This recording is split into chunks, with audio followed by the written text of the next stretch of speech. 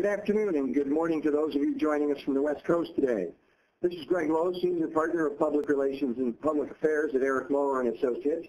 I'm joined today by Chuck Beeler, who's EMA's Director of Social Branding. Thanks for joining us for our third in the series of EMA webinars. Today's webinar, Supporting a Social Cause Supports Your Brand, is valuable for both consumer and B2B marketers. Our primary presenter today is Chuck. Chuck has 20 years in the agency business, working with both B2B and consumer brands. Chuck's teams have been recognized as one of the top 3 cause-related marketing firms in the country, and also received PR Week's award for Nonprofit PR Campaign of the Year. Our agenda today will take us through a discussion about the steady increase in cause-related marketing in the United States, or as we call it, social branding. It'll look at the new customer expectations of companies regarding corporate social responsibility and causes. Of course, we'll also take a look at how the economy is affecting consumers and customers today, and importantly, we'll unveil for the first time today a new EMA commissioned study of U.S. consumers and charitable giving in light of the economy, and we'll talk about the implications of that study for both consumer and business-to-business marketers. We'll look at measurement and how you can judge the success of cause campaigns, and we'll take a look at the major types of social branding campaign strategies so you can determine what kind of cause programs would be right for you. EMA is a big believer in the concept of social or cause-oriented programs. We call it social branding. It's comprised of the 3 elements of social responsibility, cause-related marketing, and community relations. As I mentioned, EMA, and specifically Chuck, have a lot of experience in creating and administering the strategic, socially oriented programs that fall into the categories you're looking at on the screen here. Campaigns that are able to navigate that balance between generating a tangible benefit for a cause, but also generating a real impact on a company's business. And as I say, we see those solutions come from one or a combination of the 3 platforms of social responsibility, cause marketing, and community relations. It wasn't all that long ago that good corporate citizenship really meant donating money to a charity or giving time, money, or other resources to a community activity. And those are great activities, great things to do, and they still bring value to companies and brand relationships. But today, companies and brands are getting much more strategic about how they administer goodwill programs. Companies are taking a more thoughtful and business-focused approach, trying to integrate the support of a social issue into the fabric of sales and marketing programs to try to capture new opportunities. Now, the idea of weaving these philanthropic endeavors with sales and marketing initiatives hasn't been around all that long. It's a fairly new practice.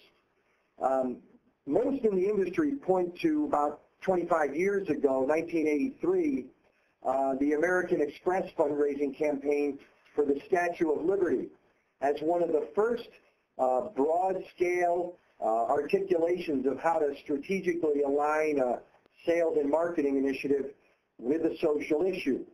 This was a very visible program. Some of you might recall it. It went a long way towards legitimizing to marketers and to customers that companies can do well at the same time that they do good. They have the opportunity for both. A quick review. This is a sort of short campaign for American Express, about three months, and 1 cent for every purchase on the Amex card was donated to the Statue of Liberty. $1 for every new card application that came in also went to the Statue of Liberty. So this was a transaction-based social branding campaign. The results here are undeniable. Just 3 months, $1.7 million raised. Card usage up almost 30%. New card applications grew nearly 50%. Customers were lauding Amex for stepping up to try to restore a treasured national landmark. You know, who wouldn't want to implement a campaign like this?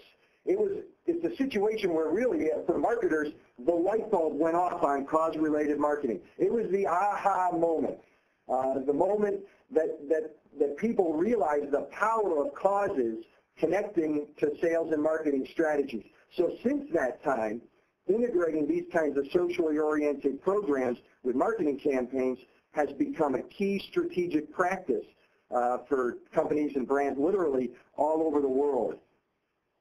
And so you start to see dramatic growth. Since 1990, marketing dollars spent on social branding campaigns have gone from $120 million to projected to 2008 numbers looking at $1.5 billion. Now, as those numbers grow, so do customer expectations. It's to the point now that the influence of socially oriented programs on marketing has become so profound that it's now the norm rather than the exception. Chuck. The key metric by which brand value is measured has now changed. Moreover, the definition of value has broadened to extend beyond quality and price and speak to how a brand intersects the life of its customers. Social branding activities provide companies and brands an opportunity to fulfill that promise of delivering greater value to their customers and constituents. As recent surveys bear out, this is what customers want. In fact, it's what they're expecting from the brand they support. The proliferation of socially oriented brand commitments has made social responsibility, to some degree, almost a threshold attribute, something the consumer views as the normal code of brand conduct. As you'll see in the first survey point, 90% of consumers recently polled expect companies to be actively engaged in supporting their communities. What was once seen as a novel, noteworthy, the nice thing to do is now expected behavior. This heightened expectation is on one hand a requirement, but for smart marketers it's a great opportunity, and the rewards are great. Commitment to a social issue or cause can influence more than just the heart and soul of a customer. It can guide their purchase behavior. As the second point illustrates, 79% of consumers recently polled said they're likely to switch from one product to another if the product is associated with a good cause. The reason for this is in part because the social issue becomes a shared interest between the customer and the brand. But this extends far beyond just lip service, as the factors that influence the bond created through social branding are equal parts the issue a brand selects and the manner in which it chooses to engage the customer. Now, we'll get into the strategies of these later, but these decisions dictate the depth of the connection. Executed correctly, you can create brand evangelists. As this statistic from a recent PR Week poll illustrates, the emotional bond forged between a brand and its constituents through socially oriented programs exceeds the value of any one purchase.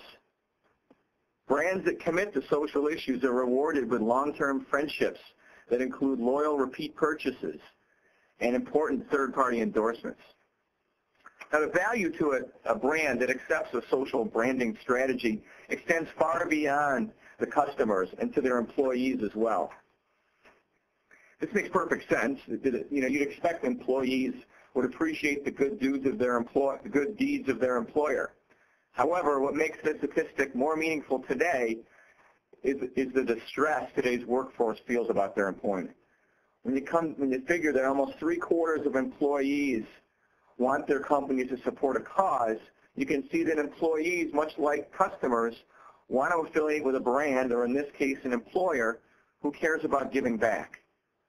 Social branding activities that engage employees can also help improve morale. And in times like today, we need that more than anything. Now, that said, given the sensitivity of how companies are spending money in today's economy, employees need to understand the economic value of social branding as well.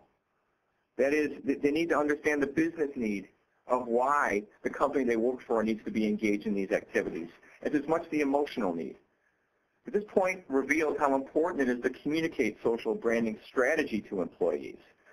And this